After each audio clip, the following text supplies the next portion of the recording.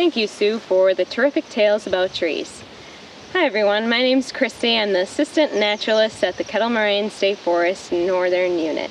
My friends call me Little Red. You probably already know the classic story of the Three Little Pigs, or my story, Little Red Riding Hood, I'm guessing. Or at least you think you do. But do you know what really happened to Little Red Riding Hood? Everyone knows that there's two sides of every story. So if you believe in the big-eared, sharp-toothed villain of the Three Little Pigs or Little Red Riding Hood, I can assure you that there's a logical explanation for everything. Do you know the story, the wolf story, of what really happened to Little Red Riding Hood by Toby Forward? Let me paraphrase the story for you. It all started with the wolf doing odd jobs for Grandma around the house. He knew that I frequently went to visit her to drop off my basket of treats. One afternoon, he was helping Grandma get down one of her dresses from the closet, when suddenly, bam, she hits her head and was completely passed out. So naturally, the wolf shoved Grandma in the closet, slipped on one of her dresses, and jumped into bed to hide his hairy legs, so I wouldn't freak out of what actually happened to Grandma. I got to the house and I started noticing some major indifferences with Grandma, and before long I realized that it wasn't Grandma at all. It was the big bad wolf. So I quickly had him chased out the door, but it was all a misunderstanding. The wolf wasn't a bad wolf at all. He was a good wolf, just trying to help out a friend in need. This is not your German Shepherd or your pet husky. This is the gray wolf, or the timber wolf, the only species found in the state of Wisconsin. In the mid-1800s, wolves were hunted to mid-extinction. But with efforts from the state and the federal government, their population has climbed to about 915 animals in the state. Wolves are seen as a threat, a danger, an intruder in the household, when wolves, in fact, are not at all that. They are actually very shy of people and don't come in contact with them at all.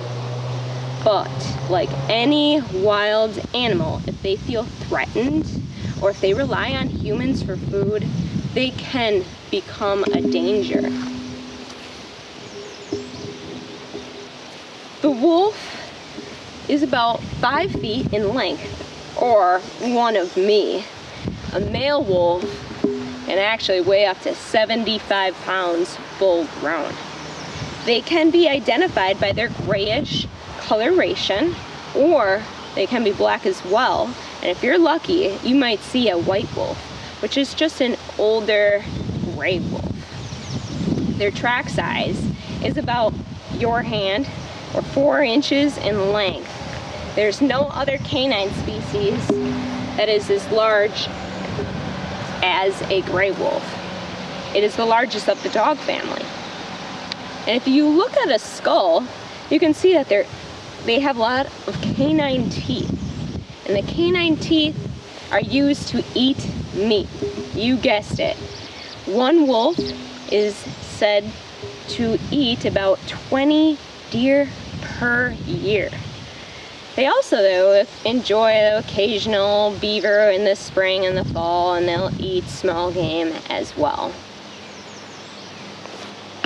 They are the largest carnivore, the gray wolf. Now I know what you're thinking. Are wolves in this area? No, they're not around here. They're mainly focused in central and northern Wisconsin in the state. They have a pack size of about 6 to 10 animals, and in every pack there's an alpha female and an alpha male. So if you were another wolf and you entered their territory, you risk being, and we'll just leave it at that. You can identify a territory if you were another canine species based on their scent and the traces that they leave behind. if you know what I mean. The sound of a wolf is a frequent occurrence in the state of Wisconsin. Every single year, the Wisconsin Department of Natural Resources does summer surveys to conduct wolf howls. Have you heard a wolf howl before? Wolves actually howl to announce their territory. So I'm going to teach you how to wolf howl today. You get to become a wildlife biologist. They have 3 calls, 3 quieter calls, 3 louder calls, and 3 loudest calls. It goes something like this, so join in when you're ready.